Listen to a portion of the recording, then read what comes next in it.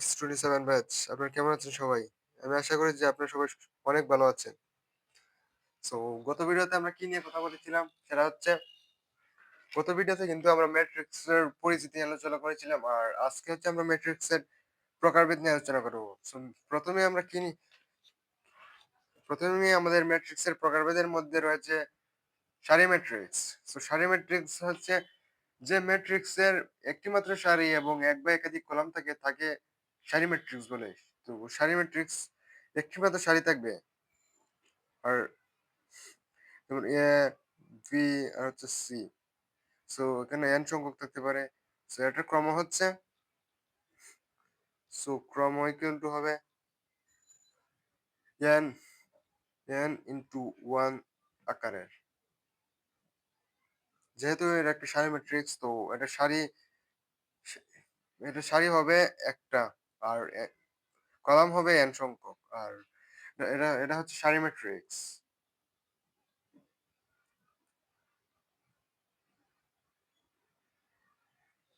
So আমরা সেকেন্ডে যেটা নিয়ে কথা হলো সেটা হচ্ছে কলাম ম্যাট্রিক্স। সো কলাম ম্যাট্রিক্সে তো বুঝতেই পারতেছো একটি কলাম থাকবে এবং এক বা একাধিক সারি থাকতে পারে।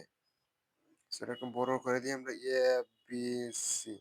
সেটা হচ্ছে একটা কলাম ম্যাট্রিক্স। এটার ক্রম হচ্ছে কলাম কলাম ম্যাট্রিক্স। এটার ক্রম হচ্ছে m ইনটু 1। যেহেতু আমরা প্রথমে সারি বসাই, তারপর বসাই আমরা হচ্ছে কলাম। সো এটা 1 থাকবে হচ্ছে কলাম আর n তো হচ্ছে সারি। সো এটা হচ্ছে কলাম ম্যাট্রিক্স। সো আমি কিন্তু বলেছিলাম যে আমরা ম্যাট্রিক্সের পরিচিতি ক্লাসের পর অবশ্যই আমরা ম্যাট্রিক্সের প্রকারভেদের ক্লাস নিয়ে আসবো। সো আমি এক্সপেক্ট করছি যে আপনারা ম্যাট্রিক্সের পরিচিতি যে ক্লাসটা রয়েছে এটা অবশ্যই দেখে এসছেন। সো এখন আমরা দেখবো আয়তাকার ম্যাট্রিক্স।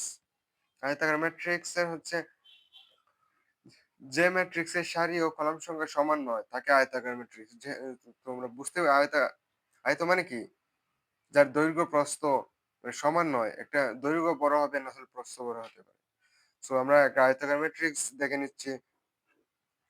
সেটা হচ্ছে 1 এখানে 1 সাপোজ আমি ধরতেছি 1 3 4 5 2 0 3 8 আর আরেকটা ধরি আমরা হচ্ছে 7 4 2 5। সেটা দেখতে পাচ্ছ যে এটার সারি সারি হচ্ছে ১ ২ ৩টা সারি আর কলাম হচ্ছে ৪টা। সো এটা 3 মানে হচ্ছে 4 মানে ৩টা সারি ১টা ২টা ৩টা সারি। সেটা হচ্ছে ৩টা সারি এবং ৪টা কলাম। সো এটা অবশ্যই একটা আয়তাকার ম্যাট্রিক্স। সো বুঝতেই পারছেন যে আয়তাকার ম্যাট্রিক্স হচ্ছে সারি এবং কলাম সংখ্যা অবশ্যই সমান হবে না। আয়তাকার ম্যাট্রিক্স। আর সেকেন্ডে আমরা যেটা নিয়ে কথা বলবো সেটা হচ্ছে বর্গ ম্যাট্রিক্স। সো আমরা এখন যেটা নিয়ে কথা বলবো সেটা হচ্ছে বর্গ ম্যাট্রিক্স। তো বুঝতেই পারতেছো যে বর্গ ম্যাট্রিক্স আসলে কি কেমন হতে পারে। বর্গ ম্যাট্রিক্সের আসলে কলাম সংখ্যা এবং সারি সংখ্যা সমান হবে। সো বর্গ ম্যাট্রিক্স আমরা একটা ধরে নিই সেটা হচ্ছে 3 1 -1 2 2 2 3 4 সরি 2 3 4 দাঁড়ান। ওকে আমরা সেটআপ অলরেডি রেডি করে ফেলেছি। সো আমরা যেটা থার্ড যে সারিটা নিতে চেয়েছিলাম সেটা হচ্ছে -4 5 6। এটা আমার ইচ্ছা মতো নিলাম, আপনারা নিতে পারেন যেটা। সো এটা কিন্তু আপনারা দেখতেই পারতেছেন যে সারিও ৩টা এবং সারি হচ্ছে ৩টা, কলামও কিন্তু ৩টা। সো এটা 3/3 একটি ক্রমের একটি ম্যাট্রিক্স। সো অবশ্যই এটা একটা বর্গ ম্যাট্রিক্স যেহেতু সারি সংখ্যা এবং কলাম সংখ্যা সমান। সো বর্গ ম্যাট্রিক্সের ক্ষেত্রে আমাদের বেশিরভাগ আলোচনা কিন্তু হবে বর্গ ম্যাট্রিক্সের উপরে। সো বর্গ ম্যাট্রিক্স নিয়ে আলাদাই পড়াশোনা থাকতেই পারে, সেটা আপনারা বুঝতেই পারতেছেন যে, সো আমি সেটা বলতেছি যে বর্গ ম্যাট্রিক্সে এটা একটা কিন্তু কর্ণ 3 3 3 3 6 এটা হচ্ছে একটা, এটাকে বলা হয় মুখ্য কর্ণ। সো আমি লিখে দিচ্ছি এটা হচ্ছে মুখ্য কর্ণ। সো এটা হচ্ছে একটা মুখ্য কর্ণ। আর আর ওইদিকে যে কর্ণটা সেটা হচ্ছে একটা গৌণ কর্ণ। সো আমি লিখে দিচ্ছি মুখ্য কর্ণ। কর্ণ। আমার সাথে সাথে আপনারাও লিখে নিতে পারেন, নো প্রবলেম। আর এটা হচ্ছে 4 3 -1, এটা হচ্ছে গৌণ কর্ণ, এটাকে বলা হয় গৌণ কর্ণ। সো আর মুখ্য কর্ণ নিয়ে আমার আরেকটা ওয়ার্ক হচ্ছে মুখ্য কর্ণের এই 3 প্লাস 3, আমরা যে মুখ্য কর্ণের এই তিনটা ভুক্তি আমরা যখন যোগ করব, 3 প্লাস 3 প্লাস 3 প্লাস 3 প্লাস 6, এটা কি হতে পারে? 6 12, এটাকে বলা হয় ট্রেস। এটাকে বলা হয় ট্রেস। সো এখন আমরা ট্রেসের কি সংজ্ঞা দিব, সেটা হচ্ছে মুখ্য কর্ণের যে ভুক্তিগুলোর যোগফলকে বলা হয় ট্রেস। সো এটা এমসিকিউ তে মাঝে মধ্যে আসতে পারে। সো আমরা এখন পরবর্তী যে আমরা একটা এক্সট্রা পেজ নিয়ে নিব এবং পরবর্তীতে আমরা কি আলোচনা করব, কোন ম্যাট্রিক্স আলোচনা করব, অবশ্যই আমার সাথে থাকবেন। সো আমরা যেখানে ছিলাম সেটা হচ্ছে বর্গ ম্যাট্রিক্স। সো আমরা বর্গ ম্যাট্রিক্স নিয়ে একটু পড়াশোনা করব। আমি তো আপনাদেরকে বলেইছিলাম যে বর্গ ম্যাট্রিক্সে একটু পড়াশোনা একটু বেশি।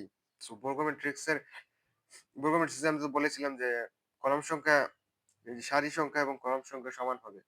সো এখন আমরা আরেকটা বর্গ ম্যাট্রিক্সের আরেকটু আলোচনা করব, সেটা হচ্ছে বর্গ ম্যাট্রিক্সের, এটা হচ্ছে মুখ্য কর্ণ না? আপনাদেরকে বলেছিলাম সেটা হচ্ছে মুখ্য কর্ণ। সো মুখ্য কর্ণের নিচে একটা ত্রিভুজ হয়েছে, সেটা এই যে এই ত্রিভুজটা এ ভি এফ আর 0 0 নিয়ে একটা ত্রিভুজ হয়েছে, সেটাকে আমার বলা হয় ঊর্ধ্ব ত্রিভুজ, ঊর্ধ্ব ত্রিভুজাকার ম্যাট্রিক্স। আর মুখ্য কর্ণের উপরের দিকে আরেকটা যে ত্রিভুজ হয়েছে সেটাকে বলা হয় নিম্ন ত্রিভুজাকার ম্যাট্রিক্স। সো আরেকটা আরেকটা শর্ত হচ্ছে এটাকে কিন্তু আমরা নিম্ন ত্রিভুজাকার ম্যাট্রিক্স বলতে পারবো না। কারণ আপনারা গেস করতে অবশ্যই পারছেন যে আমরা যখন ঊর্ধ্ব ত্রিভুজাকার ম্যাট্রিক্স বলেছি, তখন এই ওই তিনটা ভুক্তি কিন্তু শূন্য ছিল। আর এখন আমরা নিম্ন ত্রিভুজাকার ম্যাট্রিক্স বলতে পারবো যদি বি সি এই এই তিনটা ভুক্তি শূন্য হবে। সো আমরা অবশ্যই এটাকে এখন বলতে পারবো নিম্ন ত্রিভুজাকার ম্যাট্রিক্স। এটা হচ্ছে ঊর্ধ্ব ত্রিভুজাকার ম্যাট্রিক্স। সো এখন আমরা আরেকটা ম্যাট্রিক্স নিয়ে কথা বলবো, সেটা হচ্ছে কর্ণ ম্যাট্রিক্স। কর্ণ ম্যাট্রিক্স নিয়ে কথা বলবো, আমাদের সাথে থাকবেন। আমরা একটু লিখে নিচ্ছি পেজের মধ্যে। সো আমরা এখন নেক্সট যে ম্যাট্রিক্সের টাইপটা করতে যাবো সেটা হচ্ছে কর্ণ ম্যাট্রিক্স। সো কর্ণ ম্যাট্রিক্স হওয়ার প্রথম শর্ত যে হচ্ছে ম্যাট্রিক্সটা আগে বর্গ ম্যাট্রিক্স হতে হবে। সো বর্গ ম্যাট্রিক্স হওয়ার পর সেটা কর্ণ ম্যাট্রিক্স হবে কিনা, সো সেই শর্তটা আমরা এখন দেখবো। সো কর্ণ ম্যাট্রিক্স হওয়ার প্রথম শর্তটি হচ্ছে কর্ণ ম্যাট্রিক্স হওয়ার প্রথম শর্ত, ম্যাট্রিক্সটি বর্গ ম্যাট্রিক্স হতে হবে। এন্ড যে বর্গ ম্যাট্রিক্সের মুখ্য কর্ণ বরাবর ভুক্তিসমূহ শূন্য, যেমন মুখ্য কর্ণ তো ওইটাকে বলা হয়। সো মুখ্য কর্ণ বরাবর ভুক্তিসমূহ শূন্য, সো শূন্য বা অশূন্য এবং বাকিগুলো শূন্য, মুখ্য কর্ণ ব্যতীত বাকিগুলো শূন্য, যেমন এদিকে শূন্য আছে, ওই দিকে শূন্য, বাকিগুলো শূন্য। সো মুখ্য কর্ণ ব্যতীত বাকিগুলো শূন্য, বা মুখ্য কর্ণ শূন্য হলো যে কর্ণ ম্যাট্রিক্স হবে না তা নয়, মুখ্য কর্ণ শূন্য হলেও কিন্তু কর্ণ ম্যাট্রিক্স হবে। সো আমরা এখানে দিতে হচ্ছে 0 0 0। সো ওই ম্যাট্রিক্সটাও কিন্তু কর্ণ ম্যাট্রিক্স, কারণ মুখ্য কর্ণ সময় শূন্য এবং বাকিগুলো অশূন্য। সো বুঝতে পারতেছো যে এটা একটা কর্ণ ম্যাট্রিক্স। সো কর্ণ ম্যাট্রিক্স। সো এখন আমরা দেখবো যে কোন এটাকে, এখন আমরা দেখবো স্কেলার ম্যাট্রিক্স। যে কর্ণ ম্যাট্রিক্স এর মুখ্য কর্ণ সময় সমান, যেমন এটা একটা কর্ণ ম্যাট্রিক্স, এটা কর্ণ ম্যাট্রিক্সও বা এটা একটা স্কেলার ম্যাট্রিক্সও, কারণ মুখ্য কর্ণ সময় সমান, বাকিগুলো কি হবে মুখ্য কর্ণ। সো কর্ণ ম্যাট্রিক্সের একটা শর্ত হচ্ছে যে কর্ণ ম্যাট্রিক্সের মুখ্য কর্ণের ভুক্তিসমূহ সমান, তাকে স্কেলার ম্যাট্রিক্স বলে।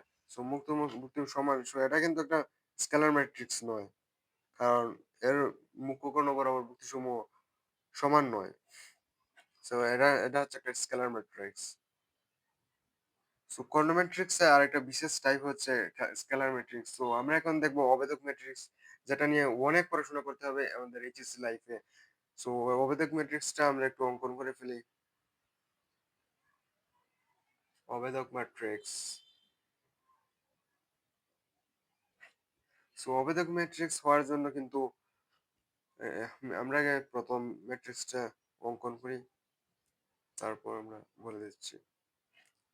সো যে কর্ণ ম্যাট্রিক্সের মুখ্য কোণের ভুক্তিসমূহ ১, যে কর্ণ ম্যাট্রিক্সের ভুক্তিসমূহ যে কর্ণ ম্যাট্রিক্সের মুখ্য কোণের ভুক্তিসমূহ ১, তাকে অবেদক ম্যাট্রিক্স বা একক ম্যাট্রিক্স বলা হয়। সো আর কর্ণ ম্যাট্রিক্সে আরেকটা বিশেষ টাইপ হচ্ছে অবেদক ম্যাট্রিক্স। অবেদক ম্যাট্রিক্সের মুখ্য কোণের ভুক্তিসমূহ 1 হয়। আর আরেকটা দেখবো, সেটা হচ্ছে শূন্য ম্যাট্রিক্স। যে ম্যাট্রিক্সের প্রত্যেকটি উপাদান শূন্য।